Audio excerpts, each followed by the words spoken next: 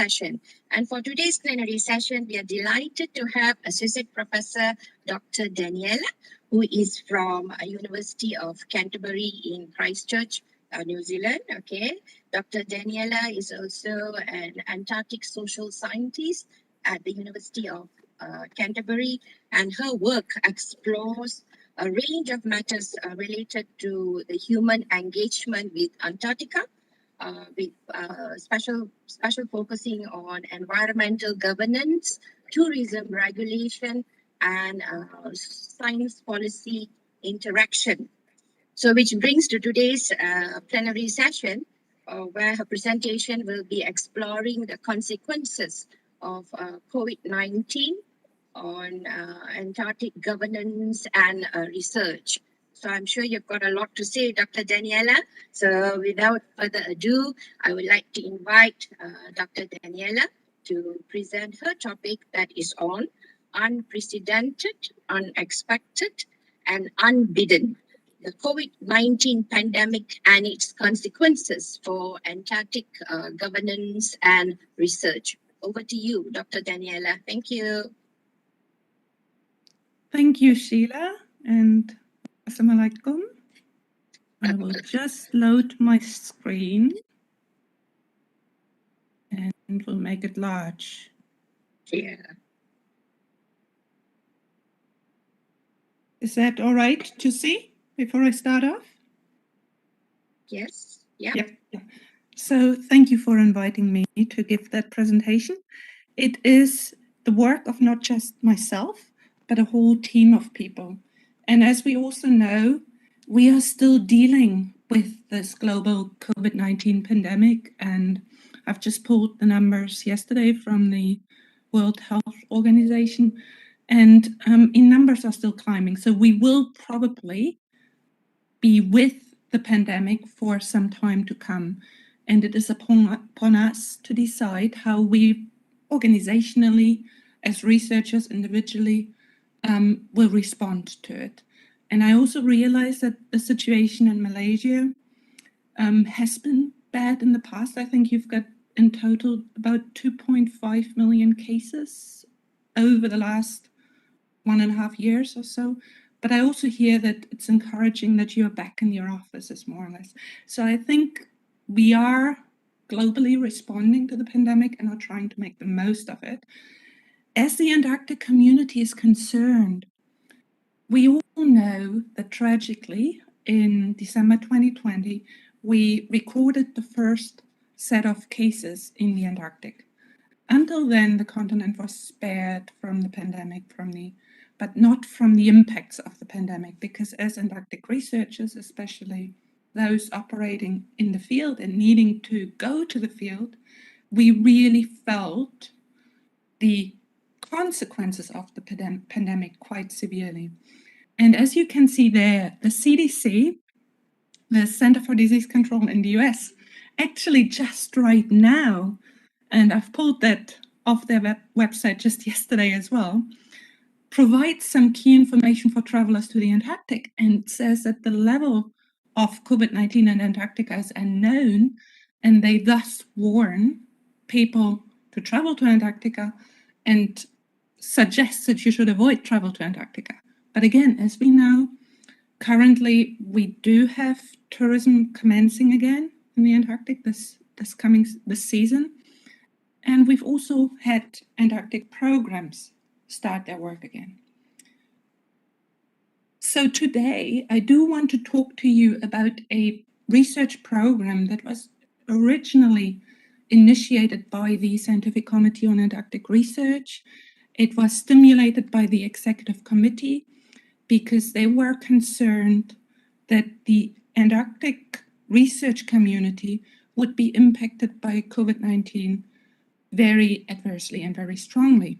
And they wanted to understand what those impacts would be on Antarctic researchers, but also Antarctic science more broadly, thinking about, for instance, long time series of data that would be disrupted.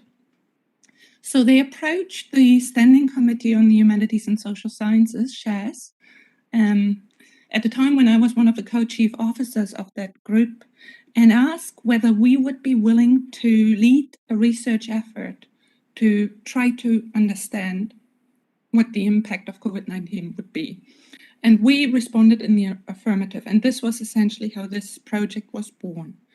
So I will give you a few more details on the size of the project in total before going into the specific research. I'm going to share some results with you today, and then identify a few support strategies that came out of these data. And also, I try to finish ahead of time. So if you've got any questions, please feel free to type them in the chat, and I'll try to respond to them as we go through this talk. So the COVID-19 Antarctic Research Project is a really ambitious undertaking that involves more than 40 people from all over the world. And we designed it to comprise 6 work packages that focused on different aspects of Antarctic futures and impacts. So we had one work package focusing on Antarctic futures, another one looking at the impact on the research community, a third one focusing on tourism, then a fourth one looking more at how the media represented COVID-19 in relation to Antarctica and how people, ordinary people, perceived the pandemic in relation to Antarctica.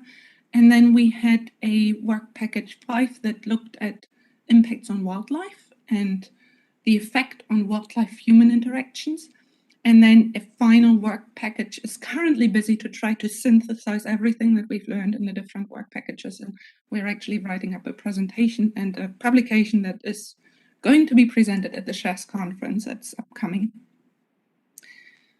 My focus here today will be very much on the work of work package 2 that looked at the impact of COVID-19 on the Antarctic community of practice. And I really have to acknowledge here that this is not just my work. It's a team effort. The key members of the team are all listed here, and we also benefited from support and funding from SCAR, the Trans-Antarctic Association, the Antarctic and Southern Ocean Coalition, and then a lot of in-kind support by the University of Canterbury and Gateway Antarctica, where I'm based. Our work package looked at the impact of COVID-19 on Antarctic research and researchers, as I've already indicated. It also asked how the impacts vary according to demographics such as career stages, gender, nationalities, or the type of research pursued by the different researchers. And then try to ask, well, who are the most vulnerable researchers that we might want to support specifically? And what kind of support would be best to reduce the impact of the pandemic on the researchers? So these were the questions we set out to address. And we thought a good way of addressing them was to ask the researchers themselves.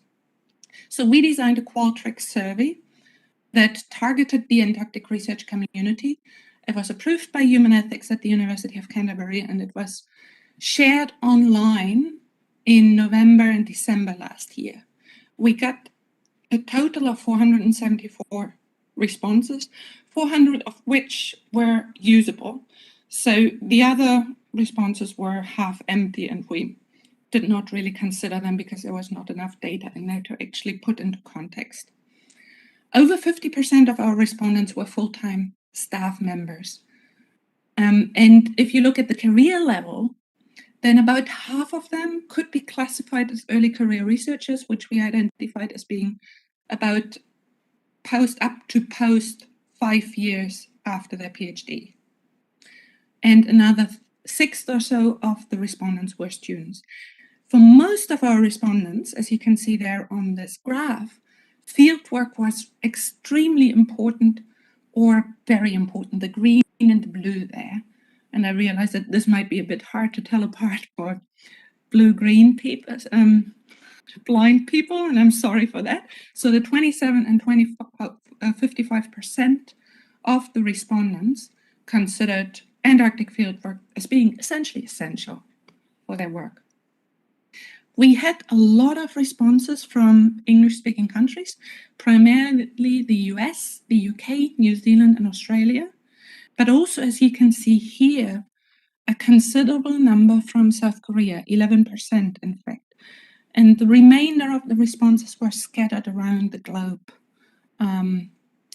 relatively evenly. Once we've launched the survey in English and realized that we were collecting responses from many Anglo-Saxon countries, we thought we really need to make an effort to reach out further. And we realized that for some researchers, language is a huge barrier. So we had our survey translated into Russian, Spanish, and Mandarin, and tried to specifically reach out to these communities with our fellow researchers in context and through the Scientific Committee on Antarctic Research in order to get responses in their native languages. Unfortunately, as you can see there, it actually didn't yield that many additional responses. We got about 5 Russian responses, 24 additional survey responses in Spanish, and 2 in Mandarin Chinese. So overall, we wondered and do wonder for the future whether we either need a different strategy, reaching out to these communities, possibly involving interviews rather than surveys, or whether it might not be worthwhile at all to invest in translating them because that's time intensive and expensive as well. Our survey comprised 45 questions and focused on the positive and negative impacts of the pandemic on professional life. It tried to elicit coping strategies that the individual researchers had adopted. It looked at what kind of impact COVID-19 had on outputs and productivity on researchers, and then asked them, well, what would they consider helpful interventions to be, obviously in not so direct ways. And then we thought one important aspect in the pandemic, due to the impact that lockdowns and travel restrictions were likely to have, we thought we also need to gauge what the mental well-being effects were. So there was a section included in the survey that dealt specifically with mental well-being, and we obviously included demographics questions. In terms of the results of the survey, the professional life of Antarctic researchers really suffered with regard to the inability to conduct fieldwork. And here we have to keep in mind that the majority of our respondents were reliant on fieldwork. So that worry was on the forefront of people's minds. And at the same time, also, networking seems to be incredibly important to our researchers, and we identified especially early career researchers really wanted to have access to networks and benefited from regular networking. And the pandemic reduced opportunities to network significantly, and that was noted as a significant negative impact. Existing research objectives could often not be met because of the spanner thrown into works by disrupted field seasons, for instance, the inability to access certain data, or the inability to access labs and lab space while a country was on lockdown. So that, again, really negatively affected researchers. And as you can see here, and I don't know whether you see my cursor, but I hope you do, output quality and also output quantity decreased. And that was, in a way, to be expected. But it was also a significant concern to researchers, to our respondents. While academic administrative workload increased, and that's something that I will get back to later on. And then a lot of early career researchers, but also mid-career researchers indicated that because of COVID-19 and because of not meeting research objectives or decreased quality and quantity of outputs, they felt that they could not really advance in their careers as well as they would have been otherwise. And then there were a whole lot of other factors and negative impacts, such as workload and teaching loads interestingly increased. And this was, from my own experience, was because teaching was shifted online. And we all know that teaching online, if you've developed your classes and your presentations and lectures for the classroom, is quite a hard transition to make and requires a lot more work.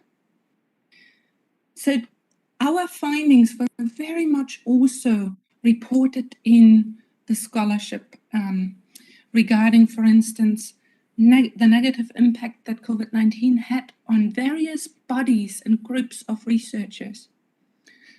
Diversity in science was being reduced because a lot of the people who were the diverse components of Antarctic science or science in general had to leave because they were in the most vulnerable positions and they were being forced out by having to find other jobs, for instance. We also realized that a lot of universities and research institutes and even governments and others were offering redundancies or were having to make staff redundant, were cutting funding, and people had to work for free. And particularly affected there were postdocs and early career researchers who may have just started or who might have been on non-permanent contracts anyway. So there was a lot in the literature that reported similar findings. If you look at the impacts by gender, then on most accounts, men and women, in terms of impact on work, were fairly similar. There were a number of aspects where women fared much, much worse, and that was regarding the financial impact, the having children around at home, and I've highlighted all of these in red here, sharing the house with others and having spouses or flatmates at home and having inadequate workspace. And something that came through and that I will pick up later on as well is stress. And here you will see a significant difference in terms of the percentage of women respondents who were faced by huge increases in stress levels and suffered from them and reported them in our survey as compared to men.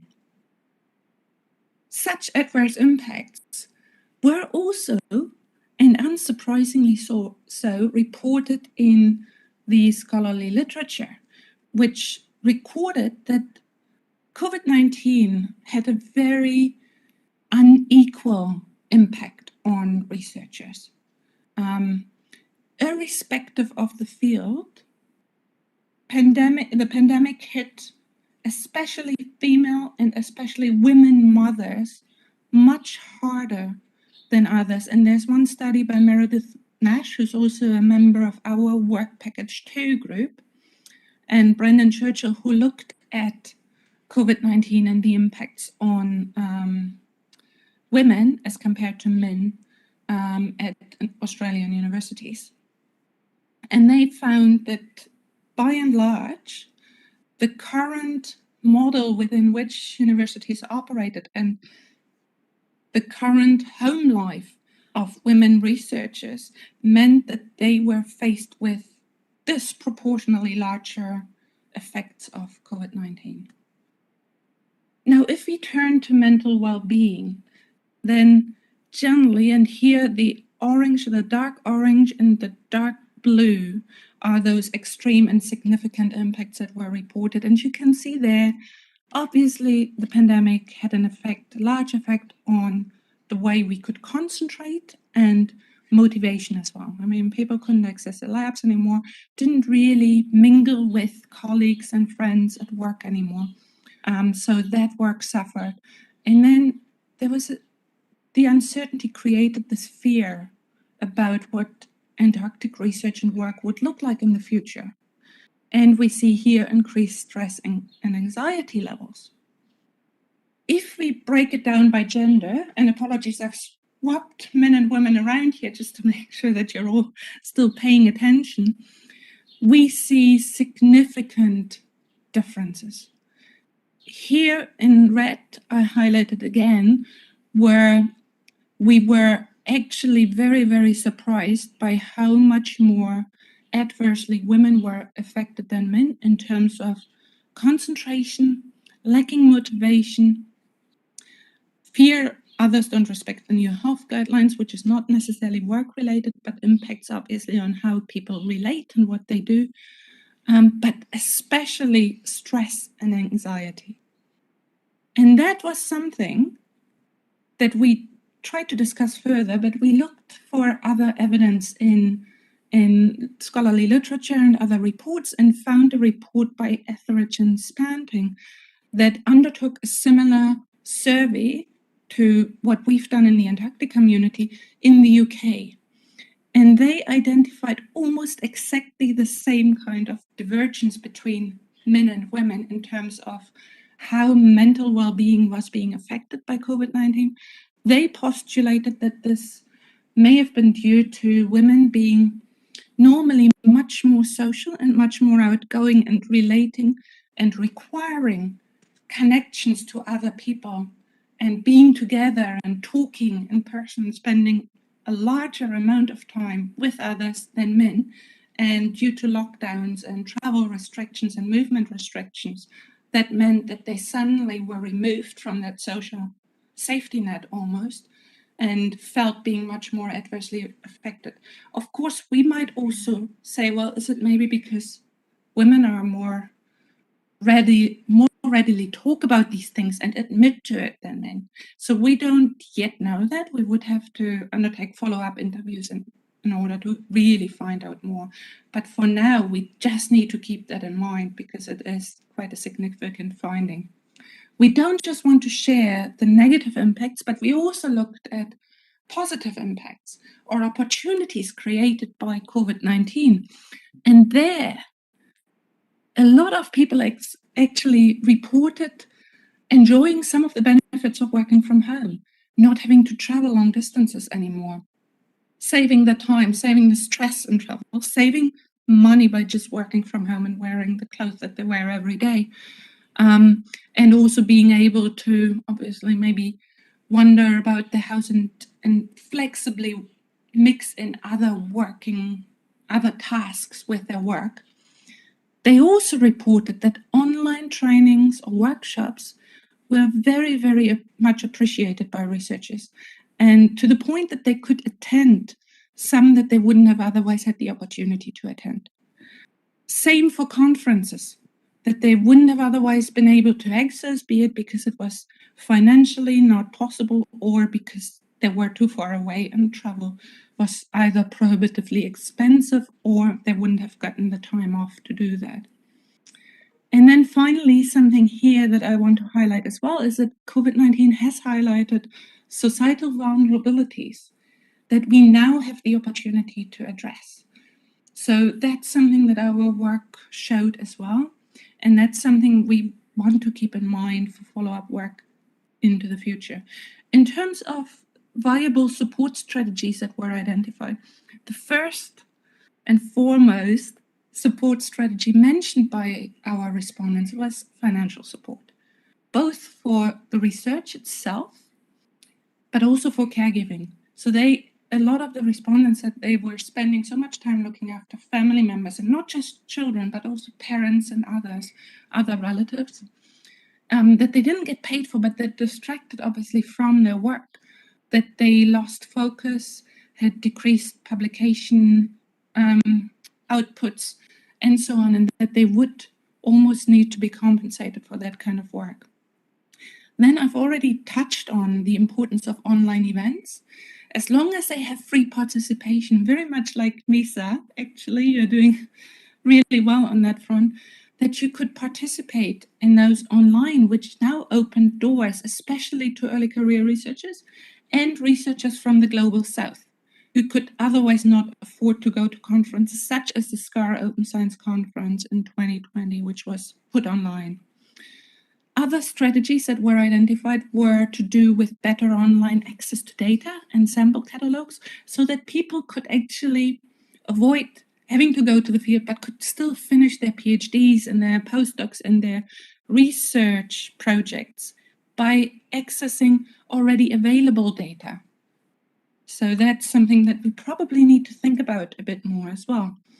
And then yet others had problems accessing the internet from home or may not have had good bandwidth or not even a computer at home. And there we need to think about support strategies that involve technological support available to make working from home possible and more enjoyable. And then finally, mental health support was another matter that was mentioned, and there could be confidential buddy meetings online or support groups focused on specific issues, just where there's a space for people to really openly communicate with colleagues about certain problems that they may have in common. And then finally, sorry, Dr. Daniela, you've got another 5 more minutes. Yep, thank you. I'm almost there.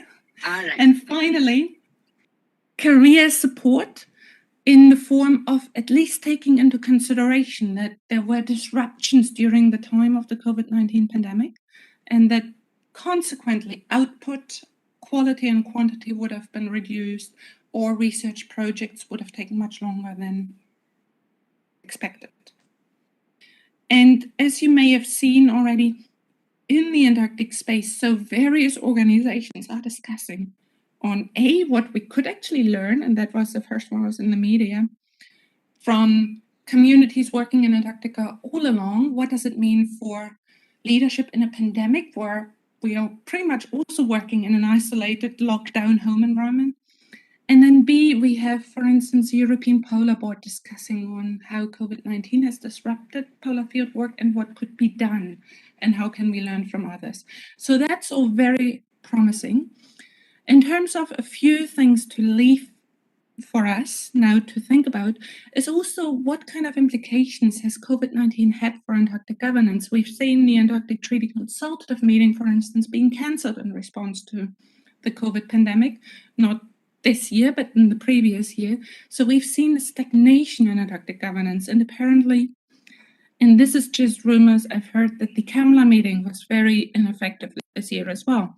So COVID clearly has some implications for the effectiveness of governance regimes, possibly questioning their ongoing relevance at a time of global upheaval. Then we've also reduced carbon emissions to a certain extent, but these have been postponed rather than permanently reduced. But we also need to keep in mind, and I come back here to something that I have already stressed beforehand, we do have an opportunity to rethink how we go about things and what we do. And this is an opportunity also to rethink our relationship with, for instance, tourism operators and programs interacting in general. How can we be more efficient? How can we ensure that we don't leave anyone behind? So terima kasih. I just want to acknowledge again the contributors and our research participants, you as organizers inviting me to give that talk, and SCAR and our funders. Thank you. Thank you so much, Dr. Daniela. The presentation was very enlightening indeed. So much of input on your research in relation to Antarctica. I think the impact of COVID-19 the impact is not only in Antarctic, but I think it's all over the world. But what was very troubling is, in your study that you highlighted, people suffering from their mental well-being has been affected. In that sense, that is very worrying. I think something should be done, especially the governance part of it, so that we know how to deal with it. Hopefully, we don't ever face this pandemic, the COVID-19 pandemic ever again. But then, we never anticipated the COVID-19 pandemic, but it happened. So as you said, we need to be prepared. Okay, we need to be prepared not only about mental well-being, but all the other issues. I think not only in Antarctic, but I think all over the world.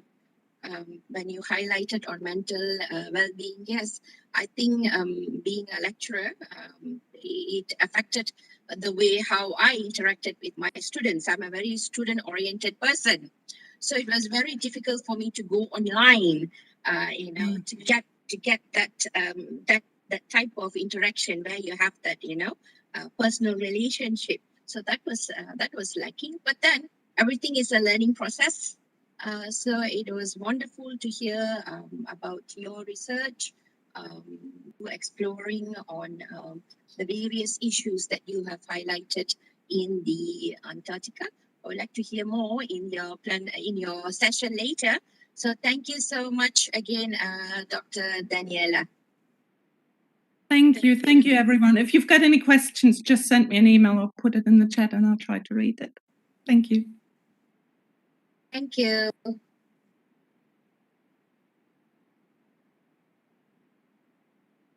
So that will end our plenary session for today.